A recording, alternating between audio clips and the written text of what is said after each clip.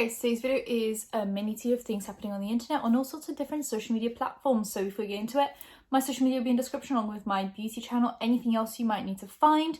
Also, today's video is very kindly sponsored by Adam and Eve, who I've been working with for a few months now, and we've both been loving them. So if you guys want 50% off one item with free shipping to US and Canada, some exclusions apply, you can use code Angelika at checkout. Some perks, 20% of all profits go to fighting HIV around the world. They have 24/7 customer service, 90-day no hassle returns, and discreet packaging. And on top of that, they've been in business for about 50 years now, so they're trusted and amazing. And I love working with them, so I'm so happy that they've sponsored today's video. So like I said, if you guys want 50% off one item and free shipping to the US and Canada, some exclusions apply, you can use code Angelika at checkout. So thank you to Adam and Eve for sponsoring today's video.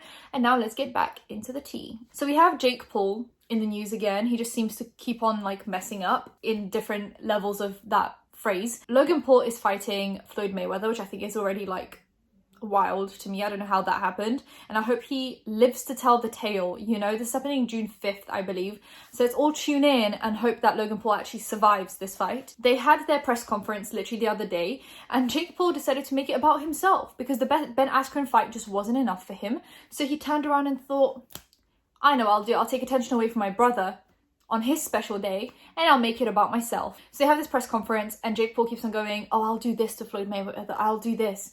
So he unties his shoelaces while Floyd is on stage, and that already is, you know, And then when they get off stage, Jake Paul grabs his hat and says, got your hat, and runs off with it. Floyd gets really angry because it's all about, you know, I guess with boxing, it's a lot about your reputation, how you're perceived. If you let some random YouTuber steal your hat, like, that kind of lowers the fear people have around you, I guess. Like, your opponent's gonna look at you like a joke. So Floyd gets really angry, he goes to swing for Jake. He does swing for Jake, he actually gave him a black eye.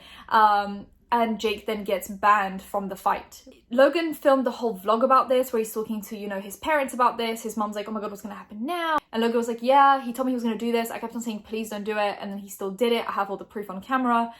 All of this. But then a TikTok came out where someone was filming Logan while he was walking away from Jake, you know, getting into a fight. And he goes, you know, why would he do this? Because he thinks no one's filming him. He's like, why would he do this? This is so, like, selfish of him.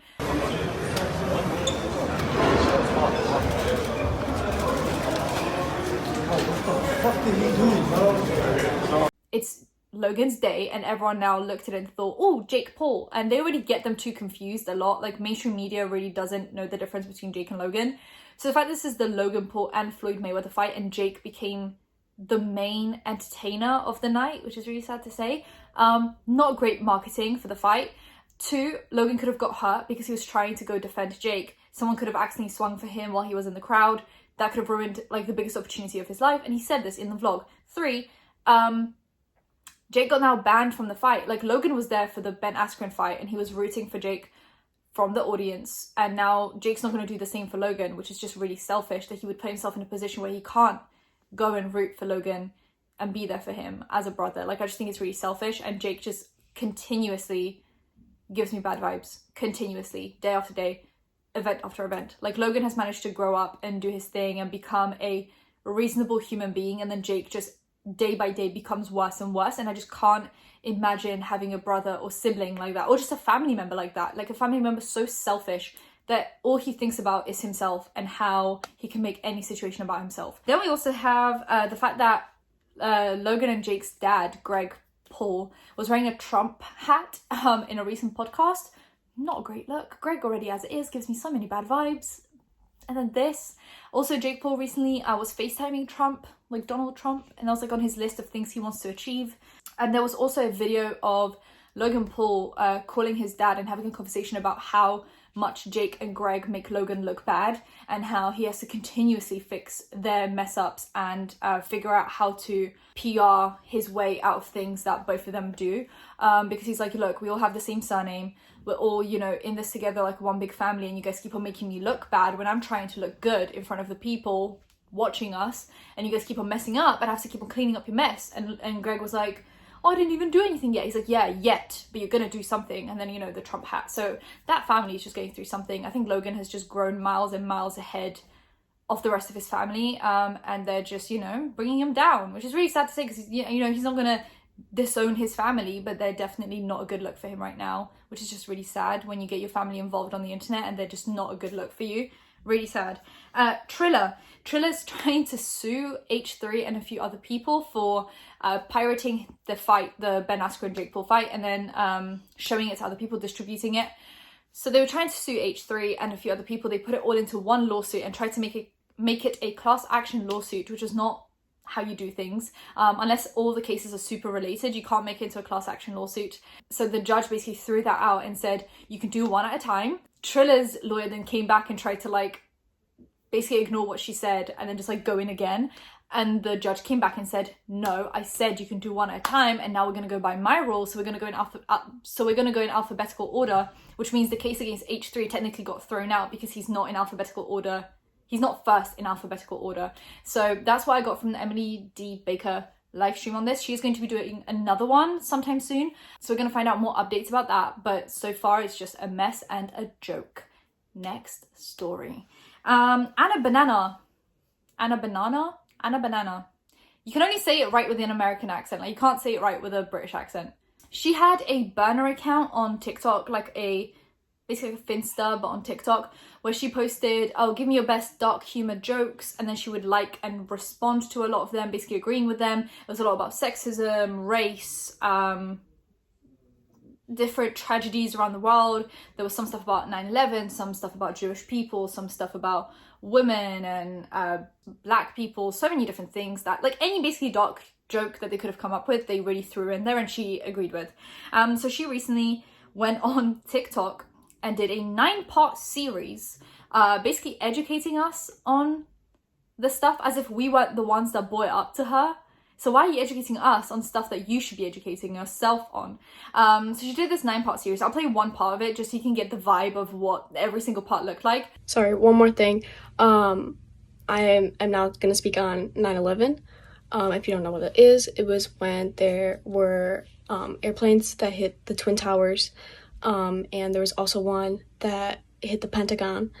And this is something that is very traumatic for a lot of people, because a lot of people had lost their life, and people also risked their life to go in and save the people that were able to be saved. But it caused a lot of death and is very traumatic for a large amount of people. I know my friends have family members that actually lost their life in it. But I will be posting more about it on all my socials, but I'm here to just spread awareness about that too, because that is also something that I did talk about in the dark humor post that I posted. But there will be articles and everything on it. But I'm very sorry to everyone who did lose their life and people who are affected by it. And then every part after that was her going, now I'm going to talk about sexism. So sexism is when you discriminate a gender. And then it will be another one, be like, now this video is about 9/11. So 9/11 was actually a terrorist attack where 2 planes, and she would just keep on going like this through every single part. She's educating the people that were trying to educate her. Like, it just makes no sense. She's now deleted these parts, and she's going back to doing her dancing videos. As if nothing happened. She just deleted all of the apology videos. Just gone from her page. I literally went on there today, and she's already gained 100,000 followers on TikTok. She was on 10.5 and now she's on 10.6. I don't understand how these TikTokers get away with the stuff they do, because YouTubers could never get away with 1/10 of what they do. The fact that Tony Lopez and Andreas Lopez still have a career baffles me. Baffles me. Because this could never run on YouTube. This would never run on YouTube. It would be a red social blade across the board, and they're just fine. Anyway, we then have Charli D'Amelio, who recently talked about how much she doesn't like doing TikTok anymore. She has a burner account as well, which she probably enjoys filming on more. But she says how basically a lot of the friends that she had only used her for the fame. They only wanted to collab when it was convenient for them. They never wanted to hang out with her other than to collab. So she basically said she just doesn't like how this turned into like a big competition of who can gain what from who, instead of just being a fun thing that they can all do. So she's just basically kind of turned off. And now I've realized that she only posts TikToks on her like burner account with Avani and Maddie Monroe. So they seem to be like her closest friends right now. And I just enjoy the fact that she has these 2 people that can like support her through everything. But yeah, it does kind of seem like, you know, she's distanced herself from everyone else. Like, She doesn't really hang out with the Hype House anymore at all. After leaving them, she just stopped hanging out with them. She doesn't talk to anyone. I think she spoke to James Charles for a bit, but now I haven't seen him in any of her videos, any of her TikToks, so they're not hanging out much. And you'd be like, oh, well, people don't film everything when they hang out, but her, Ivani, and Maddie post like 10,000 TikToks a day on those like burner accounts. The way teenagers do, they're just like hanging out and they'll be like dancing to things, and it's really chill. And James is never there, so I don't know what happened, but that's what's happening. Then we have Tana Mongeau. Recently, this girl posted this TikTok where she basically ordered a case, and then for just over $4, she said she would get a free t-shirt, so she said yes. And then it was a David Dobrik merch. So first of all, it's like, what if you're not a fan of David Dobrik? You're just getting like free David Dobrik stuff. And also David Dobrik's being cancelled, but also why is Tana Mongeau selling David Dobrik stuff? I don't know. And yeah, she was basically called out for like scamming people. She does this all the time. You know, we had Kenza Cosmetics, we had her lingerie that she was selling that was a bit like broken. We had TanaCon, we had her tour.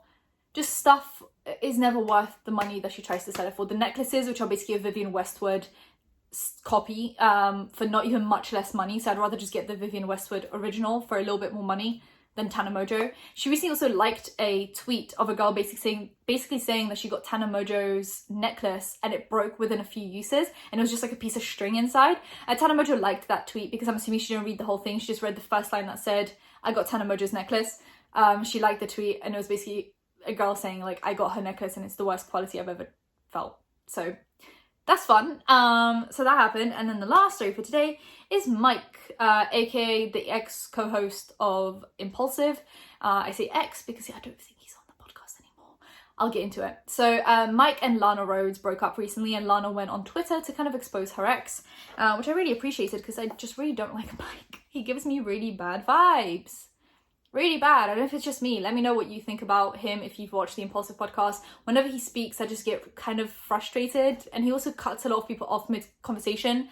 A podcast is supposed to be like a nice flowing conversation, and then you have him going in and just like cutting everyone off. And it's not just the other co-hosts, he does this to guests as well, which is just not the right etiquette for having a podcast. He just thinks that this is the Mike show. Not Impulsive, not Logan Paul, Impulsive. No, Mike show. So Lana tweeted out that one of Mike's friends sent her a pros and cons list that he made for dating Lana. First of all, you're like 30. Why are you making a pros and cons list instead of just talking to your partner about the issues that you have with them? Why don't you just, when something happens that irritates you, go, I actually don't really like when you do that. Can we have a conversation about this? Instead of making a pros and cons list. This isn't like a college choice. Well, it's far away from home, but it has the degree that I want to do. No, this is a relationship we're talking about. Communicate. Oh my God. It's like, why I date you, the prettiest girl on earth, hands down. The fact that this is the first thing that's on your list, you're shallow. Extremely loyal in relationships, hardworking, successful. I don't even want to read the next one. Caring and attentive when I'm down and out. I feel compelled to save you from how the world has seen you in the past, surround you with loving family, normal life. That's not a pro of dating someone. That's not like a good thing that she does for you. Do you understand what a pro is? Oh my God. Shared love of travel, food experiences, pretty solid. Taste in music. Are you 15? You don't have to have the same taste in music to have a... The fact that at your big age of 30, that is like a thing that you consider when getting into a relationship blows my mind. You can just like have your own interests and hobbies and stuff. Always have my back. Good for my business network. I like being in a relationship with you because I actually get a lot more views when I put you in the thumbnail and title of my vlogs. And now that we're broken up, my views have dropped and I'm really pissed off about it. Thanks. Why I don't date you. Major deal breakers that require deep and radical change. I can't believe that a 30-something-year-old man put that in his notes app. Major deal breakers that require deep and radical change. Just talk to her, please. Please just pick up the phone and call her. Sickly obsessed with social normalities, even though everything your life is about is outside the box, then shaming for my liberal thinking and approach to life, another layer of hypocrisy. Extremely needy when it comes to time together. Be here by 9 p.m. or don't come at all. I don't think that's being needy. I think that's being a busy person and saying, hey, I only have time for you at 9 p.m. because I'm busy every other time at that. So you can either come at 9 p.m. or not come at all today. And then you can come tomorrow if you can't come today at 9 p.m. Like, that's just setting boundaries for your own time so that you don't get consumed by a relationship. I think it's very important to set boundaries such as, I can't see you from this time to this time, but I can see you at that time. And if you can't come, then don't come, but we can see each other another time. I don't think that's so unhealthy. Unwilling to accommodate to make those times happen. Well, yeah, if she's working, she's not going to stop working just so she can see you. I don't know if that's like my like big extreme feminist thinking, but like she doesn't have to accommodate because she also has a job that she has to do at a certain time. So she can't see you at that time because she's busy, because she's a human being. I don't know.